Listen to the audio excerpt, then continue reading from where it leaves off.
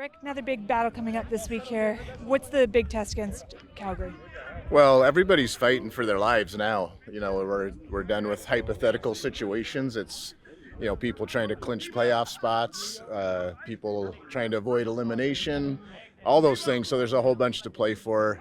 Calgary's experience, they got good coaches, good players, all that stuff. So got to be ready to go. I don't know that I've seen the West this congested at this time of year before. Yeah, it's been a while. It's been a while. So that's why these last three games are absolutely critical for us, and that we got to find a way to get in the win column, and it's got to start Friday night.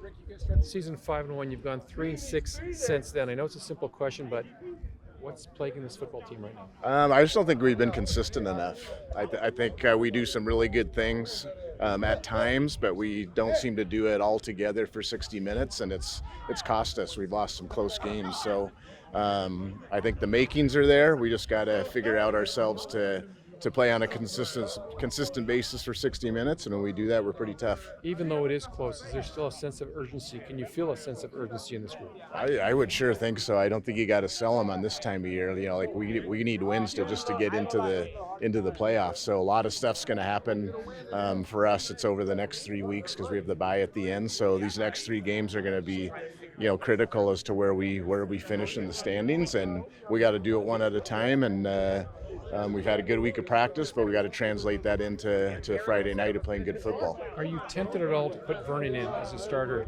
to get a spark? Nathan's the guy this week. He's taken every rep. He's been doing a great job. He gives us a chance to win. Appreciate Vernon too, just the way his leadership has been. But no, Nathan's the guy, and we're all in on beating Calgary.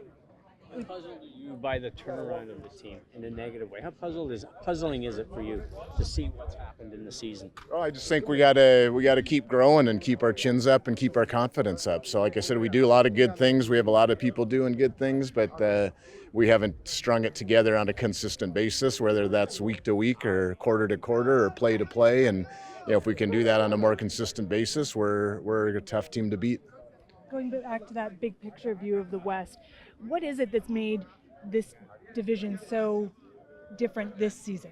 I think the parities, I've been saying it coming out of training camp, I think the parities at an all-time high in this league of the talent level, the coaching, all that stuff. So, and it just shows you how crazy this year's been. Is we see how where Winnipeg was after 8 weeks of the season, and now where they are now, and you don't know what's going to happen. And I think that's a thing that people have to believe in too, is that no one knows what's going to happen, and it's not going to be shocking whoever wins the Grey Cup this year. So you might as well put your best foot forward and throw your hat in the ring and see what happens. How tough is that for you as a coach? Does that make it a little tougher to sleep at night?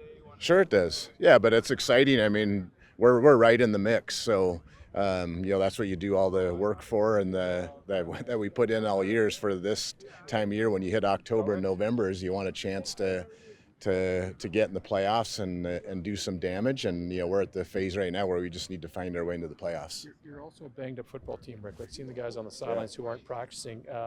Good to see Javon on the bike. Where's his status, and what about Holmes? Yeah, very unlikely. You're right that we've kind of hit the injury thing, and it's been particularly heavy on the Canadian side. But those guys are working hard. We think guys are going to get back. We're going to make some calls tomorrow. There's a group of guys like maybe Mackey, maybe Messam, Max Royer, Katoy, Packer, like all these. It's a list.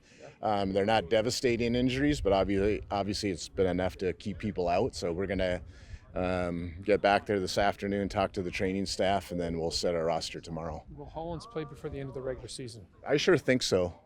All indications are yes to me, but I've also learned to take it week by week, and when they get the green light, we'll make sure they're ready to go.